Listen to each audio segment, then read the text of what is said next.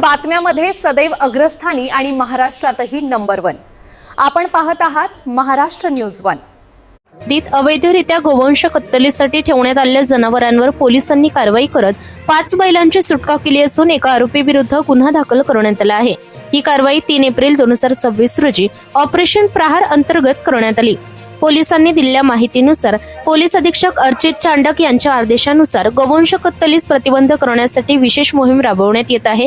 त्या अंतर्गत मिळालेल्या गोपनीय माहितीनुसार मोहम्मदिया प्लॉट जुनी वस्ती परिसरातील एका गोठ्यात अवैधरित्या गोवंश जातीची जनावरे कत्तलीसाठी बांधून ठेवण्यात आल्याची माहिती मिळाली आहे।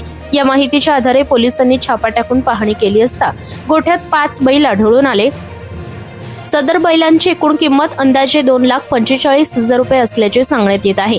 या प्रकरणी मुशीद अहमद जमीर अहमद वय वर्ष 45 राहणार कसबापुरा जुनी वस्ती मूर्तिजापूर यांच्या विरोधात महाराष्ट्र प्राणी संरक्षण अधिनियम 1976 सुधारणा कायदा 2015 अंतर्गत गुन्हा दाखल करण्यात आला आहे।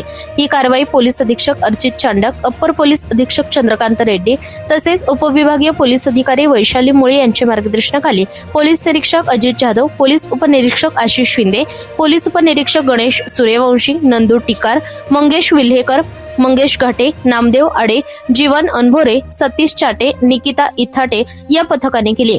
कारवाई दरम्यान जप्त करण्यात आलेले गोवंश जातीचे बैल श्री पुंडलिक महाराज गोरक्षण संस्थेत सुपूर्द करण्यात आले आहेत, तर पुढील तपास शहर पोलीस करीत आहेत। महाराष्ट्र न्यूज 1 साठी संपादक इस्माईल शेख सह प्रतिनिधी श्याम वाळेसकर, मूर्तिजापूर। या बातमीचा व्हिडिओ तुम्हाला आवडल्यास व्हिडिओला लाईक करा, शेअर करा आणि महाराष्ट्र न्यूज 1 या न्यूज चॅनलला सबस्क्राईब करा। धन्यवाद।